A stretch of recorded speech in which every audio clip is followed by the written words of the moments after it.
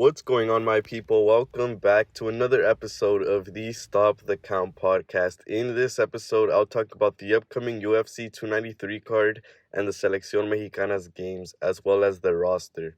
First, for boxing, there is a boxing card going down on Friday in Canada, televised through ESPN+, but I won't be watching it, so I won't talk about it. The main event is Christian Mbili versus Damon Nicholson. But now for the UFC 293 card headlined by Israel Adesanya putting up his middleweight title against Sean Strickland. Why is this a pay-per-view card? Who knows? This card is probably going to be the worst pay-per-view card of the year. Yes, injuries played a huge role into the card being bad, but come on, you're the UFC, the biggest MMA company in the world. Now, starting with some fighters and fights I'm looking forward to watching, first mentioning Jack Jenkings versus chepemariscal. They are both coming off of a great performance on the same UFC Fight Night card.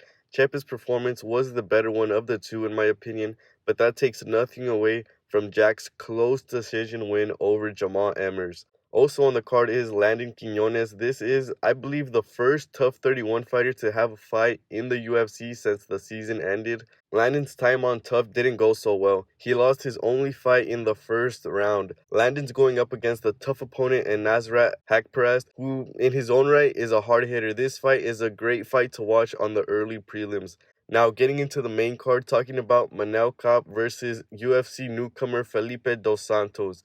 Felipe was supposed to fight on the Contender Series, but was moved into this fight as Manel's original opponent, Kai Kara-France, had to pull out of their fight due to an injury. Now, Manel's had some bad luck with his opponents. He's had his opponents having to pull out of their fights, like Alex Perez, who had to pull out of their fight literally the day of the fight. And of course, it wasn't Alex's fault, but that still sucks, having to cut weight for literally nothing. No reason at all. And for Felipe, a great opportunity for him to not just fight in the UFC, but fight a ranked fighter right away. This is going to be a great fight between two totally different styles, but I think manelkape will pull off the victory. The rest of the main card, I fucking hate. 2 heavyweight fights and 1 light heavyweight fight. The co-main event is taituivasa versus Alexandervolkov. Am I excited about this fight? Hell no. Will it be exciting? Maybe. I believe these fighters are going to keep this fight on the feet and it will produce a knockout. Tai, of course, is coming off of 2 knockout losses in a row, so there's no doubt in my mind he's going to want to come out and get back on track, especially in front of his home country. Volkov, on the other hand, is coming off of 2 straight first-round finishes, first-round knockouts. I believe Volkov will win this fight by knockout. He goes in there with an obvious height and reach advantage, which I believe leaves Tai in a very tough spot. Now, for the main event, Israel Adesanya versus Sean Strickland for Israel's middleweight title. First, getting into Sean Strickland, Sean has a record of 27 wins with 5 losses and 15 wins coming by finish. In Sean's last 5 fights, he has a record of 3 wins, 2 losses, with both losses coming back-to-back as he lost to 2 of the best middleweights in the world, in former champion Alex Pereira, and the latest loss was against Jared Cannonier. Yes, the Jared Cannonier fight was close, it could have gone either way, and in his last 2 fights, Sean has 2 wins. The first coming at light heavyweight versus Nasrathaqparast Imamov, as Sean was an extremely late replacement, and his latest win, a complete mismatch win over Abus Magomedov. Now, you could also hate Sean as a person or just might not like what he says, but you have to respect him as a fighter. Since Sean's fight versus Norden Talbot, he's only lost twice to those 2 previously mentioned fighters, and he has won 8 fights in that time frame. He might not be the number 1 contender, but he's definitely due for a title shot. Again, if you like him or not, those are just facts. But getting into how I see Sean fight, I believe he's a very slow starter and also extremely conservative with his attacks. This could be considered both a good thing or a bad thing, because it helps you conserve your stamina, but it also makes it seem as if you're not doing much to win the rounds. Sean is at best when he's working his counters, capitalizing off his opponent's mistakes, but I believe this fight, there will be little mistakes made by his opponent. Sean does also have a good jab, but he's not the best kicker. Grappling-wise, I would also say Sean is good, but of course, it all just depends on how Sean is thinking in there. There's times where Sean seems to be the clear favorite in the grappling department, like in the Alex Pereira fight, but he won't use it at all to test his stand-up. And with someone like Izzy, it's better not to test your stand-up and just take the fight where you have the advantage.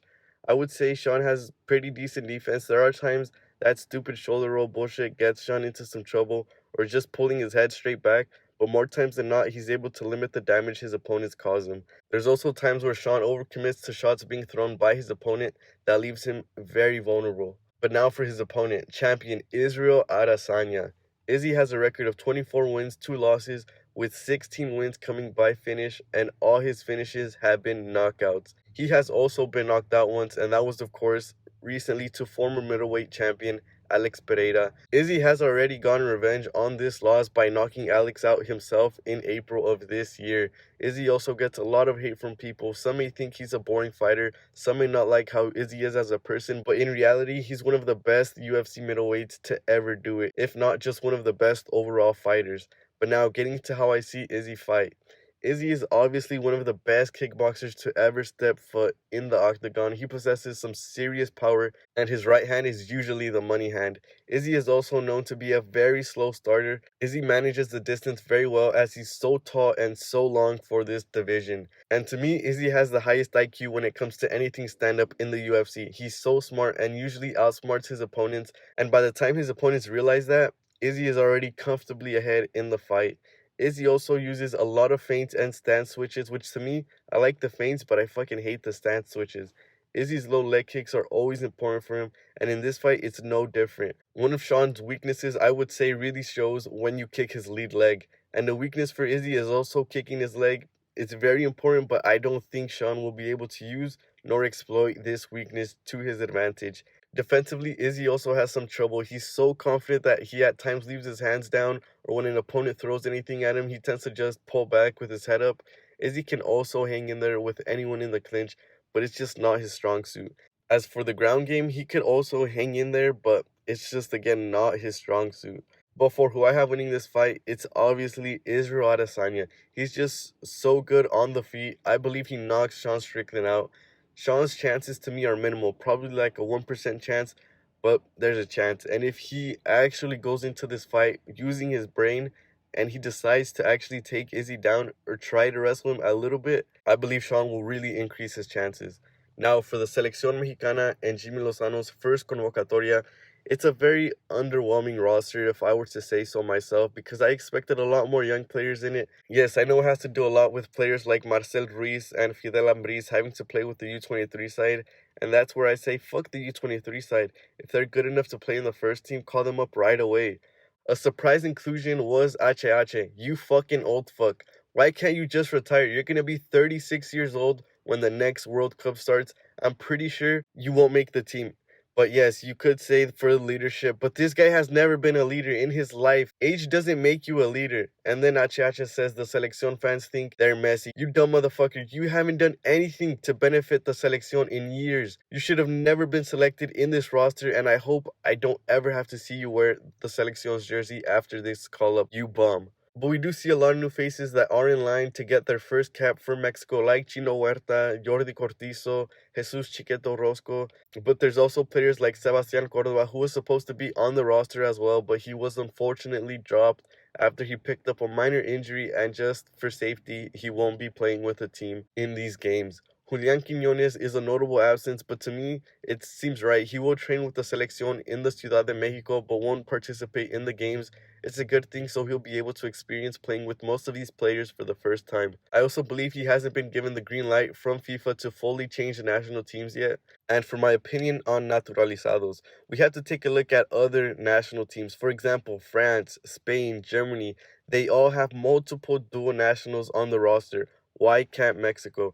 I believe naturalizados bring a different aspect and also raise the competition level for a team that really needs it. And last but not least, let's mention Las Chivas and the base of players they have in the Selección. Just talking about canteranos, there's a total of 4 canteranos in this Selección from Chivas, and an additional 3 players that have played or are currently playing for Chivas. Ladies and gentlemen, Chivas vuelve a ser the base of the Selección Mexicana once again.